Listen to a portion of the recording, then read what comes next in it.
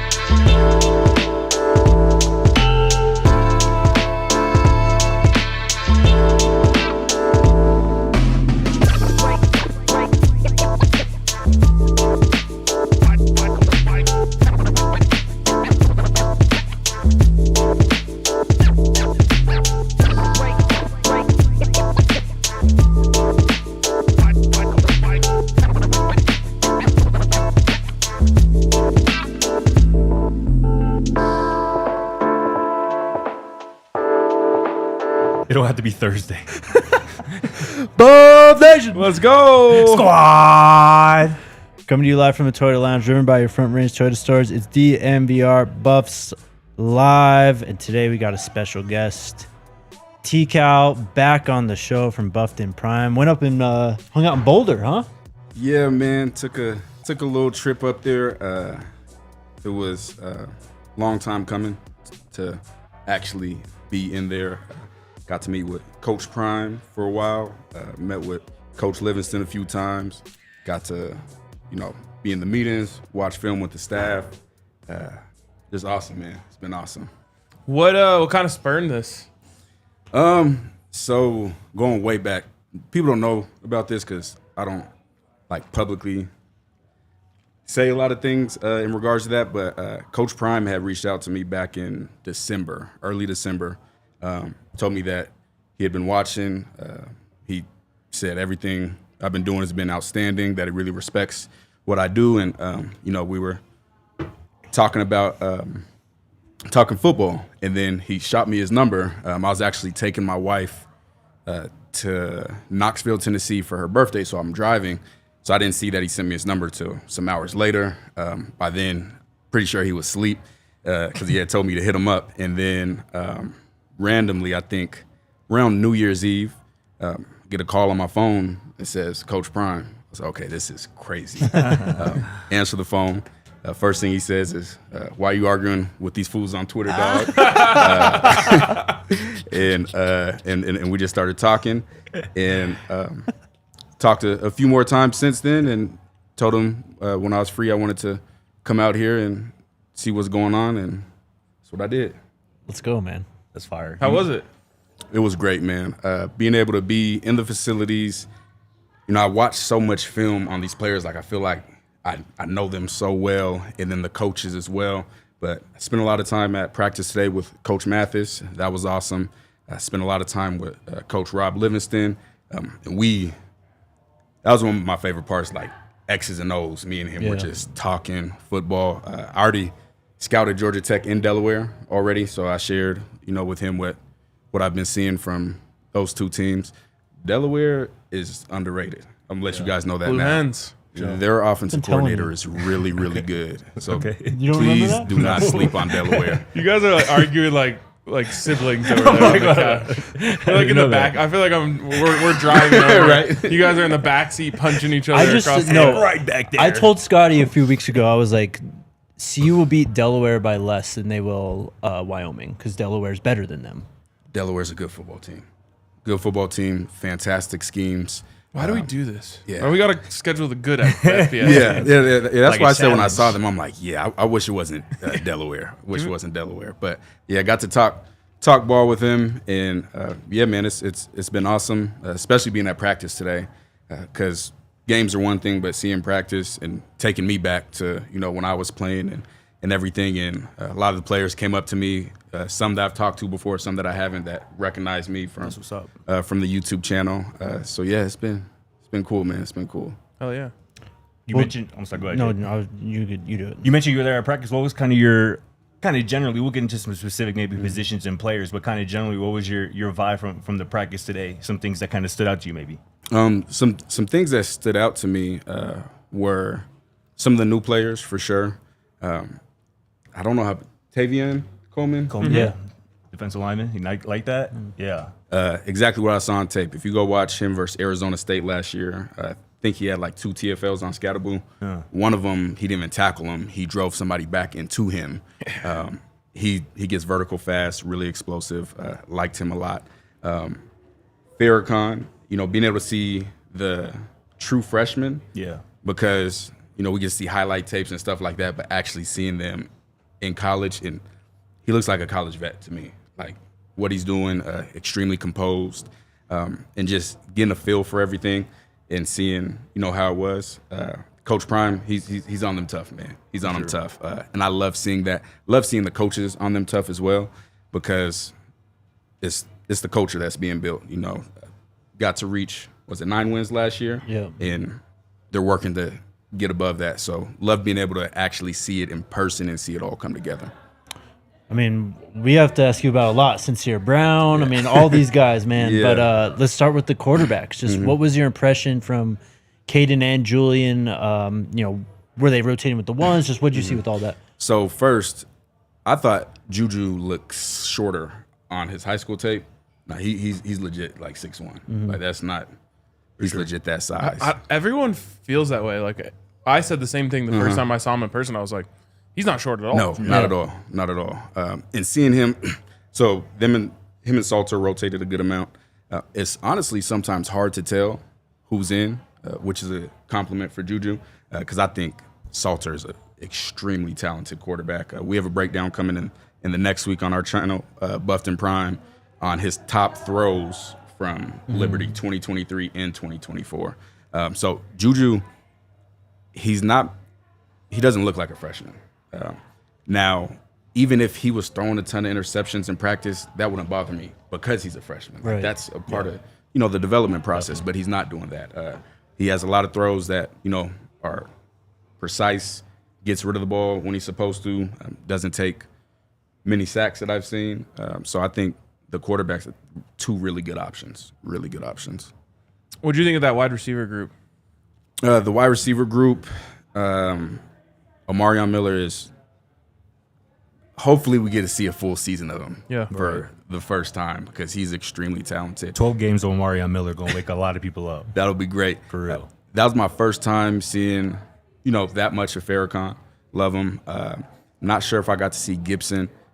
I'm excited about him. I'm really excited because I've seen his route running now because that's really important. You get a lot of guys that are just fast, but they can't do the intermediate routes. They can't run the dig routes, et cetera, and really get separation. Terrell Timmons, and et cetera. I think the wide receiver room's solid. I think adding a Sincere Brown puts it over the top. A lot of young guys in that room, not a lot of experience as far as, stats that have actually played and put up stats in games. Right. So I think adding a veteran will be a huge plus. Seems like Draylen's been one of the players like talk of camp. Just what was your impression of him, especially after last year as a true freshman? I said it when we first did his breakdown from high school film. Still the Debo Sam, you're going to find ways to get him the football. Like whether it's on jet sweeps, whether it's on bubbles, at the slot receiver, in 2-back situations, you're going to find a way to get him on the field. Definitely can still continue to improve as a route runner, but younger guy and strong runner. When he catches the ball in open field, it's not like tackling an average slot receiver. So I think he'll be a huge weapon in the offense. Love it. Obviously, there was some news this week with Isaiah Augustave no longer with the program, likely going to enter the portal here soon. What are your thoughts on the running back room as currently constructed? And kind of a 2-parter, if I can throw it at you.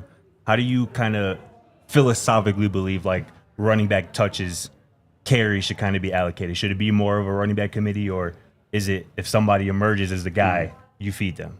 So I think it's a loaded question. It depends what running backs that you have.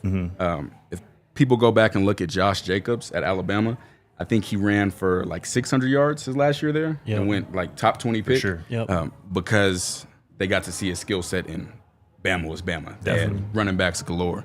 So I think if you do have multiple running backs that can really play, you may have a lead guy, but I think there should be a lot of touches to the other running backs because you keep them healthy, you keep off the wear and tear, and guys have different skill sets.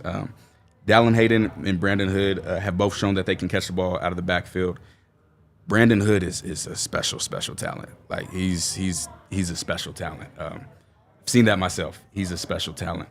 I think he has the highest ceiling out of all the running backs, and he's looking really good right now because people kind of think of him as a scat back, which I'm not sure why. He's built. Yeah, he's built. Yeah, he's not a Dylan Edwards type build at the running back position. Dallan Hayden, he's a guy that continues to get better the more carries he gets, especially in the game. Yeah. He's going to wear down the defense and continue to run behind his pads. He had a lot of broken tackles today, some really good runs. I know Dallan's watching right now. That's my guy. But I think those two as the lead horses. Micah Welch, I think he's going to play in there as well. I see him more as a short yardage guy in a spell between the other two. Can also be based on who they're playing and so forth. But pretty sure they're going to need to add one more back in this portal. What type of runner? And they don't have to add a back. You have Draylon, you have Isaiah Harge. For sure. If you need to. But taking them out of the picture, that's a good question because you have a power back with Michael Welch. You have a speed back with Brandon Hood, and then you have Dallan Hayden, which is kind of a good slasher mix of them both. I think you can add another of either of those type backs. I don't think you need more than one power back personally. Right. So probably a receiving back or another slasher would be good. I think we have to open up this Brandon Hood discussion a little bit because that completely changes the fortune of this running back room, in my opinion, if you really have something in Brandon Hood. And you're now the second person who's really been pounding that table. Our guy, Pastor Smith, has been hitting us up like, Yes, don't sleep on him, don't sleep on him, don't sleep on He him. ain't allowed to us yet. Yeah. And like, I think a lot of people see a guy who came in last year, didn't play while the running backs were struggling, and just figure out like, how could he help us if he couldn't help us then? But to me, it's like, if you really have a diamond in the rough here and he can make plays for you on a week-to-week basis, that completely changes the way that I feel about this running back room. I completely agree, and I think he has to receive a minimum of 5 to 7 touches a game. He can be another guy that you get the ball in creative ways, like I was just talking about with Draylon. He can run. Like he had in his high school tape, he was running routes like as a receiver. Like he's really, really good in space, and he has fantastic vision. He's probably the only back that I've seen that can like truly reverse field. Like he has the speed, he has the vision, he has the faith knowing he can do that, and he can make you miss in a phone booth. Like he's really good, man. Just remember that. I think didn't he have like a torn ACL or something his senior year of high school, and that's why, because he was committed to Georgia, I think at one point, that injury kind of stopped that, and then when Colton transferred here, he kind of followed with coming in as a freshman, right? Yeah, so he had a ACL injury, I believe, at the end of his junior year. His senior year, he played early on, but he had a side effect from the injury. His family has came out and spoke about it publicly, but he had a side effect from the injury, and I believe his dad pulled him out of his senior year because he wanted him to, continue to get healthy. Then that spring, he runs 10.8 in the 100, which is moving, especially after ACL. Flying. And then last year, I think it was a good redshirt year for him. I can tell you that he was making plays in practice as well. And now I think you'll really be able to see what he's capable of. It's exciting. I think the other thing with the running back room is like, what is Marshall Faulk? Like, how does he change the fortunes of these guys? Yeah, and it really boils down to getting guys, and that's why I think Micah, all of them that can receive, because Marshall Faulk could catch out of the backfield, probably the best receiving back, to ever play the game of football. So being able to have a guy that's been there and that when he tells you something, it's because he's done it. I think that's really going to be beneficial to them. And I know Dallan loves him already, and yeah, I think that's going to be a good fit. Kind of a follow-up to the run game. What impact do you think Caden can have in that aspect with obviously him using his legs and obviously in maybe some zone read? I've seen that in some of the clips, some zone read, power read stuff. That obviously hasn't been a part of the offense the last couple of years, but it definitely showed with Caden's skill set. How do you think that can kind of help unlock a different kind of, feel to this offense identity maybe here in 2025? Well, I think it's going to be a major difference. Having a quarterback that can run the ball, and not like just kind of run the ball, like he was a 1,000-yard rusher, like really run the ball. It changes the type of plays you can run. So when we talk about read option, for those that don't know what read option means, is the quarterback has the option to hand the ball off to the running back or pull it in takeoff. What the read in it is they're leaving a defender unblocked. So typically defensive end could be a linebacker, and with leaving him unblocked, if he turns his shoulders to come down to the running back, he's going to pull it. If he keeps his shoulders square, then he's going to keep it. So last year, there were read option plays. However, it's like running play action if you don't run the ball. Yeah. Nobody's going to believe that you're faking right because you don't run the ball. So with Shedeur not being, a guy that you want to get hit and take unnecessary shots, but also not that type of runner, a lot of times if you go back and watch the tape, the read defender who is unblocked is running down the running back. Exactly. So having that true threat, one, will make them play more honest, and two, if they do decide to run down, then you have Kaden Salter who can open things up. Explosive plays. So having that threat is going to allow for a lot more things, a lot more plays to happen for the running backs. And you see it all the time. You go back to Dennis Dixon at Oregon, and people always ask why the Oregon running backs didn't last in the NFL, and it's because the system. Yeah. Like LaMichael James, Kenyon Barner, they were products of that system where they all had scrambling quarterbacks and were running that read option well. So even if you don't have, elite talented running backs, they can still be extremely productive in that type of system. That was back before I hated Oregon, and I thought those uniforms with like the steel grade on it were so Stewart. sick.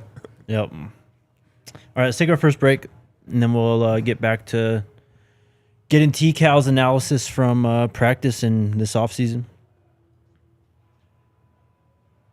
Shout out to our friends over at Monarch Money. We like saving money, and it can get a little messy at times, right? Managing all your finances, all your accounts, investments, credit cards, all that stuff. That's where Monarch Money comes in. Puts it all in one place, makes it super easy to see exactly where your money's going and how you could save a little bit more, maybe more than you thought you could. It was named Wall Street Journal's best budgeting app of 2025, and it's the top recommended personal finance app by users and experts with over 30,000 five-star reviews. Get control of your overall finances with Monarch Money. Use code DNVR at monarchmoney.com in your browser for half off your first year. That's 50% off your first year at monarchmoney.com with code DNVR. Also, shout out to our friends over at UC Health. UC Health wants you to live a healthier lifestyle. We've been working on that heavy around here. It's finally actually like summer weather. For real. I hope you've been healthy because it's too late now. But we love our friends over at UC Health. They're taking care of all of the best athletes in Colorado. And they are very interested in what's best for you. So if you want to participate, you can go to uchealth.org to get in on everything and make your pledge to live a healthier lifestyle. UC Health, live extraordinary. All right, we kind of hit offense pretty heavy there, but defense, you spoke to Coach Liv, you said had a few meetings with him. We've talked a lot about this cornerback trio, how they could be among the best in college football, but it also seems like Coach Prime wants to add more depth to that room. Just what was your impression of the cornerbacks at practice? I agree with Coach Prime. I've said it for a while. You want to add probably two more corners and continue to have them grow. Preston Hodge, from watching, because now I've started watching the NFL guys. We're actually launching our website this week, Bips List, where we do our own rankings, NFL transfer portal. Dope. And I've watched everybody in the draft, like all the nickels. Preston Hodge would have been, I'd say, top 2 or top 3. The only nickel that I can have over him is from North Carolina, Elijah Huzzy. Yeah. But that's how good Preston Hodge was. A lot of fans do not give enough respect to Preston Hodge because they don't understand what truly goes into playing nickel. And things of that nature, but he's been very good. DJ McKinney has the talent, the skill set, has to refine some of the technical. And I've talked about that a lot as far as opening the gate and, maintaining leverage. But once he gets that down, he's going to be awesome. Colton Hood makes plays every time he gets in the game. And T-Mac's probably going to be a top 15 pick, and you saw how that worked out for him. So, I'm definitely feel good about the cornerback room, but definitely want to get more depth there. No doubt about it. RJ Johnson is a guy who's been making some buzz, making some plays. I wrote about him a little bit this week on the DNVR.com, just about the impressive spring that he's been having. Like Coach Livingston earlier in the spring had some good words about him, and obviously Coach Mathis as well this week. What are kind of your impressions, what you've seen from RJ and the role he could potentially play this year? I think he's found a home at corner. Yeah. I believe he was playing mainly safety last year, but I think he's found a home at corner. Has great length, still raw as far as the technical side, but that's something that he can continue to clean up. I mean, his head coach is the greatest cornerback ever. So when he cleans that up and continues to build and really, focuses on getting better technique-wise day by day, I think he can be really, really good as well. And that's a depth piece that I keep forgetting because I keep thinking, and I don't even want to call him a depth piece. Like if he gets his technique down, he's a guy that for sure can go in there and really ball. So thank you for bringing him up. So gotcha. We talked a little bit about the running game, but obviously the key to that is going to be this offensive line. What did you see from them? What do you like from them? So I didn't pay too much attention to the offensive line. When you're watching, it's hard to focus on, two different sides simultaneously. Now, what I will say is Zy Chrysler. I tweeted as soon as he committed. Everybody wanted the guy from USC was saying break the bank. I said, no, this is the one you need to break the bank for. And that's before he even ruled out Colorado. This is the guy. Watched him versus Nebraska. I'm sure you guys remember Nash Hutmaker and Ty Robinson. Yep. He did pretty good against him. I just watched. I was watching Kenneth Grant film, defensive tackle from Michigan in this upcoming draft, and he had some wins. He had some losses against him, but they're talking about him being a top 15 pick. And then you see this spring, he's a bully. Like he's a legitimate bully. Moves guys off the ball. I think he was a huge addition. From what I've seen and been watching from like well off and what we get to see, the right tackle from Mana. Yeah. He's been looking really good too. Yep. And oh my gosh, Yo-Yo. He's been playing center, right? Yeah. I like him. I like his mentality. I like him. Don't care where you put him on the line. I like him. I like him a lot. And I knew he wasn't going to be ready last year to play at all, coming from somewhere. Obviously, that football isn't big. There's a lot that he has to learn, technicality-wise, but mentality-wise, athleticism, strength, he has it. So I'm excited. And I was surprised seeing him at center. I remember him. He put someone pancaked him the other day. So I'm excited about him for sure. Real quick sidebar: where are people talking about Ty Robinson going in the draft? So I feel like I haven't heard any buzz. It's shocking to me. Yeah, I think he tested really good as well. He showed up lighter. Yeah, he ran good, right? Like 4.8 or something. I was like, he's a dog to me. He's very disruptive. Just quick on that, this defensive tackle class is extremely overrated. Like they're talking about how deep it is. It is extremely overrated. Starting with Mason Graham. I'm a Colorado fan, but I tried to rank Chidozie as low as possible because I don't want to be biased. You call me I have him as number 2 defensive tackle, and I've watched hours and hours of all of these guys. But when you take away athleticism 40 times and stuff like that, and you just watch a full game, like there's a lot of guys that have pop plays where, they looked real explosive on this play. Yeah. But if you watch play-by-play, it's not like that. They don't have the motor. If you watch just Chidozie versus BYU, you don't have to watch any other game. Yeah, and watch what he did that entire game. That's a true NFL guy. But Ty Robinson is the same. A lot of Colorado fans were upset because we put out a video breakdown before the Nebraska game, and I said, these two guys can play. They're like, no, they were on the team last year. We're not worried about them. The first play of the game. All right. So yeah, I hope he goes higher. Those two single-handedly stole that Disrupted, game. yeah. 100%. You know, like if it wasn't for the fact that they were just destroying the interior offensive line on every Changes play, we might everything. have had a chance. Yeah. Who you got as your number one D lineman in this draft? Then I'm curious. So number one defensive. Aeneas Peebles out Okay. of Virginia Tech. Have you guys seen him? Doing spin moves from. Oh my gosh! I mean, crazy.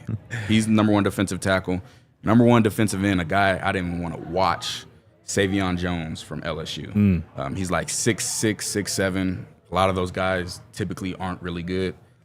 The best motor in the draft class. Like, I mean, full speed running every single play. Watched him versus USC. Fantastic player. Those are my top two. You got me on the draft now. Yeah. Obviously, Shedeur and Travis are going to be the top two Colorado Buffaloes taken. Who do you think will be / should be the third Buff drafted? I thought for the longest time, I'm a big LeJontay Wester guy. I think you are too. That was my pick for the longest LeJontay, time. I'll let you know. Say, go ahead, talk to me there. Go ahead. LeJontay is one of the most underrated players in this draft. For sure. Yep. He had good stats. Yeah. Could have been a lot better. No, yeah. He's open a lot. Yep. All the time. Anytime, literally 7-11. And you get guys like, so talk about T-Mac, Arizona. The whole thing is, can he get separation? Can he get separation? Right. And turn on LeJontay's tape. Can he not get, he's always getting separation. We'll never ask that question. Yeah, and that's the type of guy that, will really have success because so many offenses can't be used to their full potential if they don't have a real good slot guy. For sure. And he's definitely a slot, and I think that he will be fantastic in the NFL. And lucky for him, if he was at FAU, I think even with the exact same season, it wouldn't get as much attention. Agreed. But everyone that's watching Shedeur is watching him. Everyone that's watching Travis also has to watch him. So being able to have those guys, as your teammates when these NFL scouts, GMs, and decision makers are watching film can only help. So yeah, that's who I have as the third guy. Yeah, that 4.46 he ran at the combine too. That ain't gonna hurt either. Yeah, Couple with the film. And people were worried about his 40 time. Right. A lot of people were worried about it. So I was very excited Same. about that 40 time for him. I wouldn't have cared if he ran a 4.6. He's always Agreed. open. That's all that matters. But they get caught up in athleticism. So yeah, I was really happy about that for him. You feel that way about Restrepo too? Yeah, I do. If you're a guy that gets open, why do I care about your Exactly. speed? You're open. I told people, if T-Mac ran a 4.2, would that move him up? It would, unfortunately. But if you run a 4.2 and can't get separation, what good is the speed? Yeah. So yeah, I'm not a 40 guy. Harold Fannin, another one, crazy athlete. Yep. What does the film say? If you're getting open on film and you're playing against top level. So that's where 40 times matter. If I'm trying to scout a guy from Delaware who isn't going against the same competition and I'm trying to compare him against, a player at Texas, now I want to see 40 time to, confirm what I see on film. But when you're playing against the top competition, the guys that are going to get called and playing in the NFL and you're separating from them, there's not too much to talk about after that. And Matthew Golden kind of had the reverse effect on me because I loved him before he ran the 40. I was like, this guy is better than the two speedsters, quote unquote, that they have. And then he goes out and runs faster than those two. And I was like, okay, well, now I'm completely sold. I was already sold. Now he has this breakaway speed that we haven't really seen as much. That it's like the opposite effect as Restrepo, where you're like, I don't care what the 40 is. Exactly. And then you see his 4.2. Okay, sign me up. Let's talk Shedeur with the draft. Where do you think he should go? Where do you think he will go? So I think I have an unpopular take on this. I actually talked to Coach Prime a little bit about this. I don't want him going to one of the top teams in the draft because those are not great organizations. It's not great situations to be in. And people get so caught up with the signing bonus of the top players, Right. but need to pay more attention to longevity of career. Yep. Will you have a longer, more successful career going to an already established team that has weapons around you, that has the infrastructure around you for you to succeed, or go, really early? And you see quarterbacks go to bad situations all the time. Geno Smith was a bust before he got to the Seahawks. Yep. Would have been written off completely. Then he got to the Seahawks. He didn't just get good. That was him the whole time, but he wasn't in the right situation. So for me and for Shedeur, I would like him to go somewhere where he has time to develop, doesn't have to be rushed in to being a starter for a team that's not good, but also an organization that's not going to be looking out for his best interests. I agree. It's kind of like I go back and forth on it because I'm like, in my opinion, he should be the number 1 overall pick. And so then, like, if he's not that, I'll be disappointed. But if he lands with Mike Tomlin and the Steelers, that's where I hope I would love for him to go to Pittsburgh. It's like scary hour. Like, this would be unbelievable. Yep. So I don't know. I'm bouncing back and forth on it. And you mentioned the signing bonus. Like, Shedeur doesn't need the signing. No, not at all. So he's going to be taken care of by some big time brand deals more than he even already has. Absolutely. Let's take our next break, and then we'll get back to. I want to ask TCal about Travis in the NFL draft. Shout out to the homies over at Empire today. That brand new floor, it's not so brand new. It's been here, 18 months, 2 years, damn near almost. Yeah. But it looks brand new. And it is strong. It holds, it's durable. It holds up to the challenges that we throw at it with, what do we have, 5-6 shows rotating on this thing constantly. So shout out to Empire today, man. If you need a new home or a new floor for your home or business, hit them up. You can also get them to come in, do an in-home consultation, see exactly what fits your space and what is right for your flooring plan. Schedule a free in-home estimate today because some things are just better at home. DNVR listeners can receive $350 discount when using promo code DNVR. Yes, you heard that right. It's a $350 discount with code DNVR. Restrictions apply. Visit EmpireToday/DNVR for full details. I'm giving them a free slogan. Empire Today, raise your floor. That's fire. They got to use Perfect. They can have it for free. Perfect. that. Just lobbing ideas. We love that. Shout out to the squad over at Bet365 as well. The NBA playoffs are rapidly approaching. So are the NHL playoffs. The Masters are in full swing this weekend, and Bet365 is the best place to get in on the action. I'm going to be at the Denver Nuggets game tonight against the Memphis Grizzlies, and I'll be getting in on the action for sure on Bet365, largely because of Bet365's basketball early payout offer. This goes for NBA and college basketball, which is already unfortunately over. But with the Bet365 early payout offer, you're a winner if your team goes up by just 20 points with an instant payout. You instantly get paid out if your team goes up by 20 points on straight bets and parlay selections. They're marked as winners. Download the app and use code DNVR365 when you sign up. New customers now get $150 in bonus bets when you bet $5, win or lose. Sign up, use the code DNVR365, deposit $10, and place a bet for $5 to get $150 in bonus bets if your bet wins or loses. Bonus bets can be used on the spread, totals, player props, futures, and more. Whatever the moment, it's never ordinary at Bet365. You must be 21 plus and physically located in Colorado. Please gamble responsibly. If you or someone you know has a gambling problem and wants help, call or text 1-800-GAMBLER. Terms and conditions apply. You going to try to go to shotguns after the game, see if you run into Ja? I was going to say, you need to be careful in the crowd out there, bro. They're throwing things in there. Grenades. Yeah. That boy Ja going to be turned tonight. Should be a fun night. No joke, though, probably the coldest celebration I've seen in so For long. real? The grenade? It's very Yes. unique. Very unique. The explanation's even better. Yes. Or as he said, just throwing his words out and not hearing the noise. That's hilarious. So good. That is hilarious. TCal, I want to ask you about Travis. I think a team like the Patriots would be the best fit. Young quarterback. He'd instantly be the top wide receiver. You have 2 established corners already on that defense. People have thrown out Cleveland, Jacksonville. You know, where do you think is the true best fit for Travis Hunter? I like the Patriots for sure.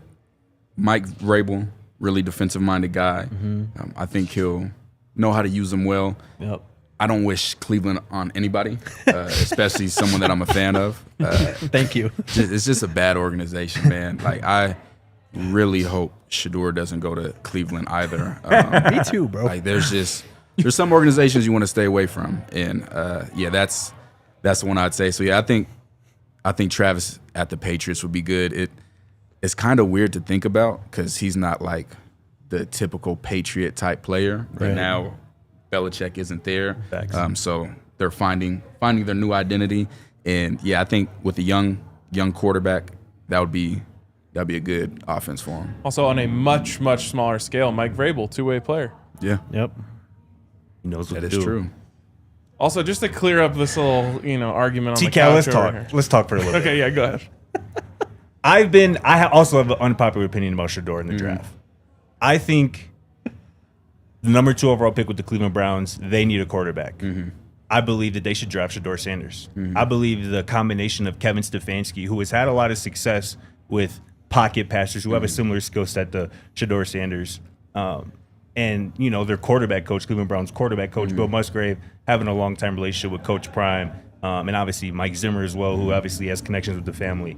I think that would be a good fit for Shedeur schematically. I understand the franchise issues that have plagued that city and that team since I've been alive. Yeah. I completely understand that. But I think this specific situation with that head coach, that play caller, that quarterback coach, and even some of the weapons, Jerry Jeudy, David Njoku, and that offensive line, which is pretty veteran, I do honestly feel like that's a good fit for Shedeur Sanders. What are your thoughts? I understand, like I said, the overarching kind of Anywhere problems but with the franchise. Anywhere but Cleveland.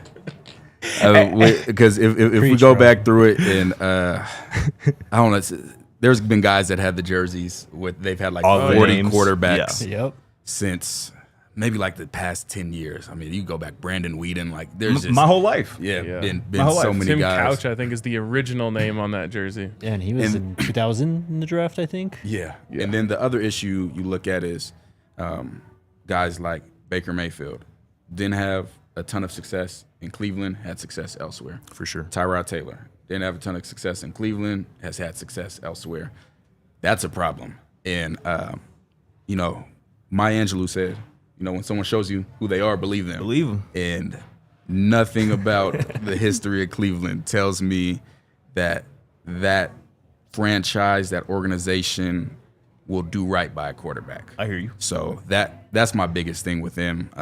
Not too many other franchises that have that's the quarterback killer franchise. Like if you had to name one, so I just wouldn't have that as my ideal choice for him. See, I completely understand you, and like I said, I get that. I would push back just from this perspective. You like the Steelers. I think these guys like the Steelers. A lot of people like the Steelers. From a quarterback development standpoint, how much better have the Steelers been, let's say, since Big Ben? I don't know if they have been much They better. haven't really had any guys. Yeah. But they've drafted guys. They've drafted Kenny Pickett, who is now Yeah. on his 2 different teams since then. Was he a first rounder? Yeah, He was. That was He a was. terrible Only quarterback. first The round. only so, first right? rounder Yeah. was that the Malik Willis. Yes, Yeah. sir. Yeah. Okay. And obviously, I'm just saying, since Big Ben, Pittsburgh has not been able to figure out the quarterback situation. And I love Mike Tomlin as much as anybody. I think Mike Tomlin and Shedeur would be a great head coach quarterback pair. Like, arguably, maybe the best case scenario for Shedeur from a head coach perspective. But from a, like I said, quarterback development piece, I don't know if Pittsburgh is so much better than Cleveland at this point. From again over the last decade. I mean, Just looking at how history has transpired since then. Ben Roethlisberger's entire career happened since the last time the Cleveland Browns developed a quarterback. Just Sure. devil's advocate here. If I had to pick one team for him, it'd probably be the Rams. Oh, of course. For sure. No argument there.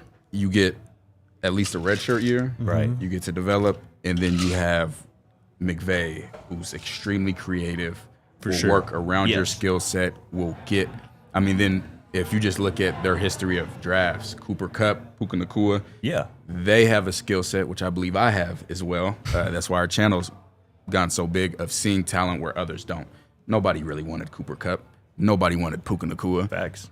And they both have had legendary seasons, like in the NFL history, when nobody else wanted them. So I think that would be a really good place for him. Also a big market as far as, Right. just the Sanders family and brand. So that would probably be the ideal place. I'm a Mike Tomlin fan. That's why I say I Pittsburgh. completely get that. Offensive scheme-wise, Does Arthur Smith worry you too, though, a little bit as OC? Because I don't Yeah. love that pairing with Shedeur. yeah. I don't love He'll that. be gone next year. Maybe, Yeah, it's but I don't love that as currently constructed. but- Easier to replace an offensive coordinator than it is an owner. Well, and Sure. great. Very point. true. How about San Francisco? Mm-hmm. I mean, that combination I would be excited about too. The problem is, didn't they just pay Purdy? No, they not haven't yet. paid Not him. yet. haven't. Yeah. So that would be like the out of It's nowhere. interesting. They draft Shedeur, and now they're not going to Yeah. pay Purdy. Yeah. Well, what about New Orleans though? I mean, the Derek Carr that news one. came out today. Shadeur's kind of hinted at it. Coach Prime's hinted at it at the pro day. They need a quarterback. Derek Carr, his availability for the season is in jeopardy right now. What do you think about that fit? I definitely like that fit when you have Alvin Kamara, who receiving back and elite running back. That really helps a quarterback out. Then you have from Ohio State receiver. Olave. Yeah, Olave, who is better than his stats have shown because he hasn't had that, consistent quarterback throughout his career so far. I'm not sure who they have at tight end, but that'd be like probably the last piece for me to, say that it's a good fit. Because Jawan Johnson not there no more, right? I think he may have resigned. He might have gone back. Yeah. Okay. Well, yeah, that I definitely like that as an option for him. Yeah. Kellen Moore, too. Exactly, yeah. Because I remember, was that 05 Fiesta Bowl or Tostitos Bowl with Kellen Moore for Boise State against Oklahoma when That they did was the Statue of Liberty. before that was Zabransky. Jared Zabransky. Yeah. Zabransky, yeah. Kellen Moore came after. Yep. He was the next But Kellen Boise State Moore, quarterback. winningest college football quarterback ever. I think. think They so. beat Tyrod Taylor in Virginia Tech first game of the season. I remember that. Yep. When was Kellen Moore there during the LeGarrette Blunt? I believe so. knockout? I believe so. What a moment. I think so. I think so, too. That was legendary. Hilarious. Yeah. Anything else on the practice and the team, I guess, then, before we get to the chat? Let's see. I had a list of some other guys that stood out. Let me Well, go we ahead. actually haven't asked you about Sincere Brown. Oh, perfect. Coming in on a visit, you mentioned, we could use another receiver in that room to really round it out to be, last year one of the best, if not the best receiving room in college football. Does Sincere Brown get them there, and what about him makes you so excited?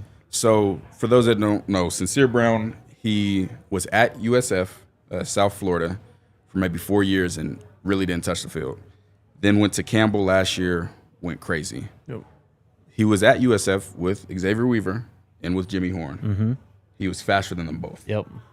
And he's 6'5", 190.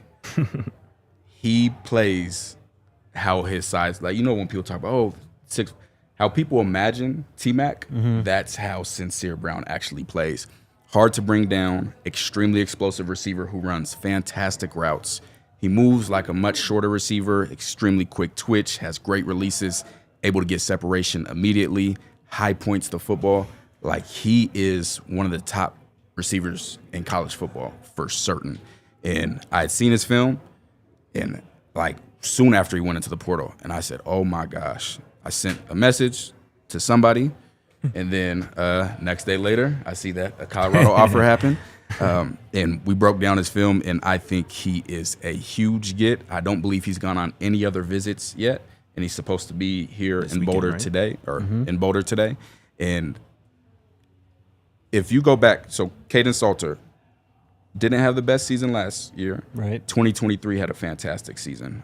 Threw for, I think, 2,800 yards, ran for 1,000, had 44 total touchdowns, was number 3 in college football. He had a big body receiver, I think, C.J. Daniels. Yeah, went to LSU, right? Yeah. And they were a great match. Back shoulder fades, C.J. Daniels, high point in the ball, deep posts. He didn't have him in 2024. Believe new offensive coordinator, different offensive scheme. So if you go back to that 2023 season and you saw what he had the most success with, what he's most comfortable with, For sure. then you get jump ball king Joseph Williams. Yep. You got Omarion Miller, and you got Sincere Brown. Oh my gosh. Like, go ahead and sign get your tickets to the Big 12 title game. People forget about that with Caden. I'd be trying to remind them, like, in 2023 when he was so good, and obviously maybe the production dipped a little bit last year, he lost his left tackle to the portal, and he lost his best receiver, C.J. Daniels, to the portal as well. There's going to be some drop-off there. In a new offense. In a new offense, right, with a new OC, like you mentioned. Back to Sincere for a little bit. I mean, they throwing him screens at 6'5". Yep. That's exactly what I said. Crazy. For him to separate, like, not just like he separates. Right. And I saw some people, they're like, well, does he run any other routes? Duh. But if you're not that good of a football team, you're going to try to get it to your best player immediately. And that's what they did. And you're not supposed to be able to do that. My comp firm is AJ Green, who played for the Bengals forever. Similar build, extremely explosive. You could give AJ Green screens and he could take them to the house as well. And you don't see, like, and if you guys watch me, I don't hype up players. Like, unless I believe they're really legit. Like Sincere Brown is legit, like a really good weapon, and I think he's going to be a huge get if Colorado can land him. You sound very sincere about this. You mentioned probably want to add a receiver or two, maybe a corner or two, maybe a running back. Is there any other positions that you think should be added to or addressed maybe this portal when it opens next week? Yes, need some more safeties for sure. Maybe one more linebacker. Still some development that has to happen, but the other Salter is a freak. I've been seeing him coming along recently. He's a freak. Kylan, right? Yep. Freak. He ran down Brandon Hood today on a stretch. Like a highlight tape play. He is so athletic. He had a lot of good plays today. Had some errors as well. Younger guy, and I believe that Coach Hart is going to be able to get him where he needs to be. So I say maybe one more linebacker and 1 to 2 more defensive tackles. Right now, there's not a guy in that room. There's not a Shedeur.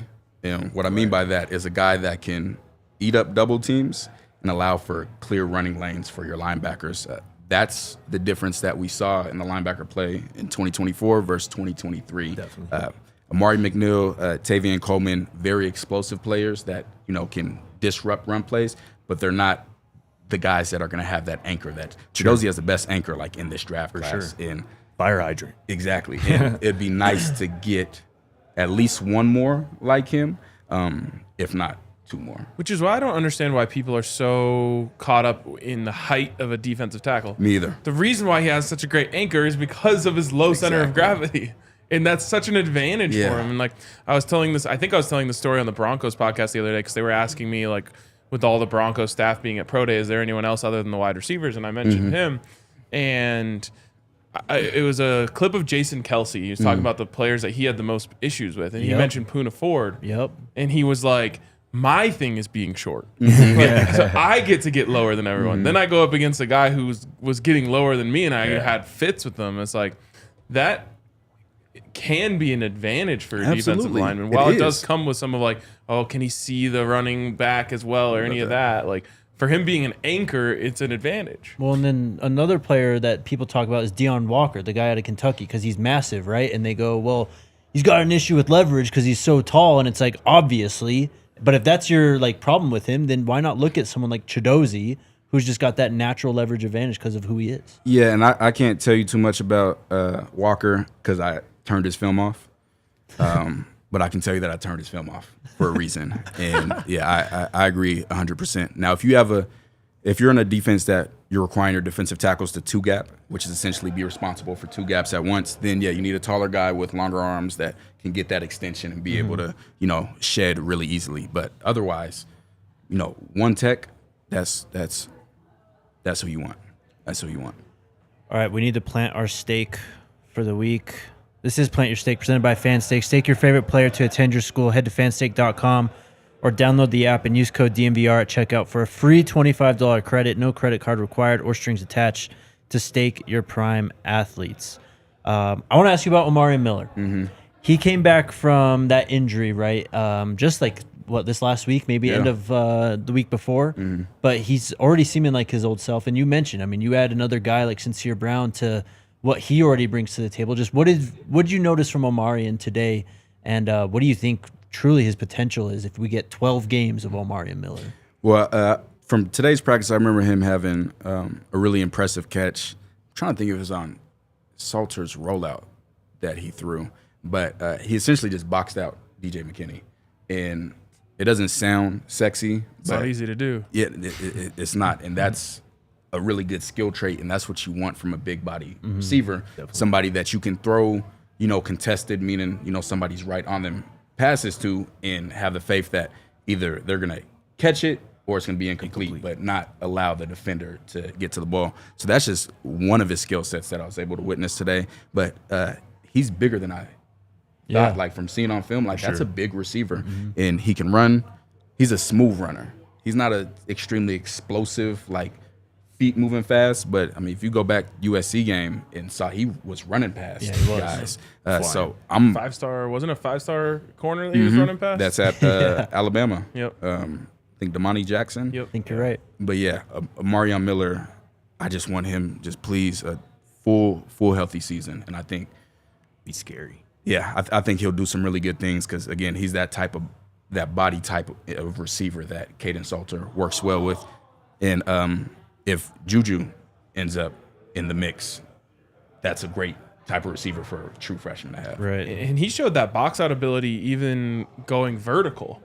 Like I think on the play he got hurt on, he kind of like boxed out the defensive back so he could make the catch and then got pulled down from behind. And that's what we call stacking. When you're going on a vertical route and breaking route, but you get directly in front of the defensive back. So the only way they can get to the ball is go through you, which would then be a pass interference. So me being a former DB, you're telling your guys, do not get stacked. Do not let them, because if you got someone that knows what they're doing, once they get ahead of you, it's over with. Which is why guys like Jerry Rice has, I think, the second most explosive plays in NFL history while running a 4.6. Not because he was just flying past guys, but he knew how to stack them and have good body position. Which actually reminds me of my favorite Travis Hunter highlight. I think it was on Omarion. And he tried to stack him, and then Travis switched the other side. Slingshotted around Crazy. him when High pointed the ball in practice. Absolutely crazy. Insane. Now just plant your stake. Head on over to fanstake.com. Use that promo code DNVR at checkout for a free $25 credit. Ready to get to the chat? Chatski. We're at 484 likes, 16 more for 500. Let's get to 600 At least. by the end of the I show. say 750. 600 or I'm leaving. Let's go. Devin's first. He says, Takio-ish TCal, don't hold back. Hold back what? They want me to try to give inside information, but I don't do that. What? It's a relationship Yeah, business. absolutely. Facts. East Coast Kev. Oh, boy, Kev. He says, I promised TCal I'd be on my best behavior, but when he leaves, Wheelie? Yeah, We got company. We got company. My dog. we'll circle back to this, Kev. Coach K with just the $20 super chat. Appreciate you, man. Thank you for the Thank you, support. Coach K. Thanks for Coach. tuning in. What's up, Rev? He says, salute DNVR, Jake, RK Scotty, and my bruh TCal. Great show. Thank you, man. Appreciate Thank you. you, Rev. Devin again. Number 2 needs a season to grow. Offense didn't push him. Drops too deep. Struggled with reads without Travis. Missed LeJontay often. Needs to control run game and be forced to learn a new offense. Hoping for the best. Go BIP. BIP or BIP? Honestly, I had seen that on YouTube in some comments. And I'm like, who the hell is this BIP they keep talking about? Like, And I was like, trying to call oh, me? yeah. I didn't even know they were referring to me. And I was like, oh, it's Buffed and Prime. So it's BIP now. It's named after, well, our website's named BIP's List now. So yeah, we just go with BIP. All right. All right, Kev. Scotty, I told you Shedeur doesn't deserve to rot in football hell going to the Browns or the Jets. I've been a Jets fan long before. Yeah. Finger. That's crazy. Kev. I thought you said you were going to behave, bro. It's lies. Didn't last. Karoom says, if a team can't get a top talent in this draft, would it be better to trade down for multiple picks? Of course. I don't want my team trading down. The Broncos, no, for sure. We're taking Travion at 20, bro. Get ready. I'm ready. Devin with the super chat again. TCal message Bucky, we locked in. Yeah, and that's a funny situation. So I'm sure everybody saw me and Bucky on Twitter back in December, and he had messaged me. We were talking about 2 different things, and when he messaged me, we got that cleared up about where we were talking about, and then the next day is when Coach Prime called me, and great conversation. But me and Bucky have talked like a lot since then. Like we talk pretty frequently. So me and Bucky are good. We talk a lot. Talk to Shiloh a lot, but I think some people don't know that. But yeah, Bucky's my guy. That's my guy. It's kind of funny how that works on social media. Sometimes like great friendships start from like what looks like a social media Absolutely. beef. I actually was just on a radio show in Cleveland this week, and the reason I knew the host of the show is because I posted him crashing out after the Broncos beat the Browns, like clowning him. I mean, And then he that's how we originally got connected. And that's what I was gonna say. Yeah? So yeah, it's it's once you have to actually talk to someone, it just changes the dynamic completely. We all have Absolutely. way more in common than differences to pick at. So. Facts. Agreed. Devin once again says TCal said he turned the TV off. We know what that means. Yeah, Turn the TV off. Turn the TV off. He was not good. He was Who not are we talking good. about there? Dion Walker, the yeah, Kentucky. from Kentucky. At what point do you turn it off? Is it a certain amount of plays, or is it like one play where you're like, no, if he's doing that, I'm not in on this guy? Two's like the max. So like when I'm watching the defensive lineman, like if I see no explosiveness in your get off, like I've seen what I need to see. For sure. And then if I see the ball run right past you and you're loafing and you're not trying to get to the ball, it's over with. People are asking for Travis Shaw from North Carolina, huge defensive tackle. I think he's at Texas now. I think he got 3 plays. Lazy football player. And I tell people all the time, I'll never bash a player publicly for their skill set because you can't control that. Right. But your effort, Sure. you have 100% control over that. So True. I dedicated so much of my life to this game. So if I see someone disrespecting it, like I'm going to call it out. Kobe Bryant at Kansas. What some people are saying he what did they say? Gee, I can't think of it now. Like he Damn. loves the game more than Yeah, anyone or like something like The that. most competitive player in college football said he fights to get to the ball every play. We did maybe an hour breakdown on him last season, but I felt so bad that I never put it out. I just left it in our Patreon. Like legitimately just felt so bad. I hated it. Like you've never seen a player as lazy as him. Ever. Like he literally would go out of his way to make the receiver block him away from the ball. Like just unbelievable stuff. And again, it was so bad that I felt bad, but then PFF says stuff like I gotta respond to it. I can't just I can't let certain narratives get out there. Why are you fighting with these fools on Twitter? Exactly. Coach Prime sees everything, man. That's my guy. He does, for That's sure. my guy. Well, what's next for you on this trip? How long you out here? What else you trying to do? Headed back home in the morning. I had a son about a week and a half ago. Congratulations. Appreciate it. So just a quick trip. I know my wife's at home with our daughter who's 2 and our son now. So got to Said get hurry back there. Yeah, exactly. Got to get back there and then get ready for this transfer portal. Like I said on our website, Bips List, we have anytime someone enters the portal, we have them up there. We don't have their ranking up there immediately like other websites because we actually watch the film. So we actually hired some scouts That's dope. Nice. and a team to watch certain positions so we can get through all these guys. And, we'll see what that holds. And as of now, Colorado still gets everything first. So if I see a guy I really like, I'll shoot a little heads up before I blast them publicly. Yeah. And we'll see what happens from there. And See what happens from there. you got the little man at home. You coming back out here though for fall camp, for game, anything? Probably will. I'll probably be back for fall camp. Maybe back for some games. Have to see what happens with some things and see. Have to see what happens with some things. I'll say that. Well, appreciate you for coming on, man. Definitely. Obviously, check out the channel Buffed Prime if you haven't already. And Twitter. Yes. Do not follow me on Twitter. Do not. Not a safe place. Not a safe place. But follow the YouTube at Buffed Prime. Appreciate y'all, man. Yeah, man. Last minute super chat from Gualo says, tell them to get Tim Hardman if he's still in that portal. Chidoze 2.0. Man, he is committed to Tulsa, Oh, okay. Where's he from? Arkansas State. Very, very good defensive tackle. Like that one doesn't make me the happiest. But Tulsa got him. He was in there for longer than he should have been. Really, really good defensive tackle. And yeah, he had Chidoze's skill set, which was explosive. Yeah. We got We'll find some more. Yeah, well, there'll be more. Yeah, Next week yeah. will be fun. Yeah, I'm excited. Like college football is year round now. Like It is. the NFL used to be year round because the combine and the draft, but Yeah. now you have the portals. It's literally year round. So I'm pumped. It's good for us, huh? Yeah, absolutely. Absolutely. Constant content. Word.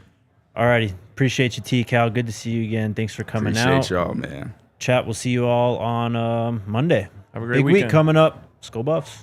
Let's go Buffs. We all silly like the mayor.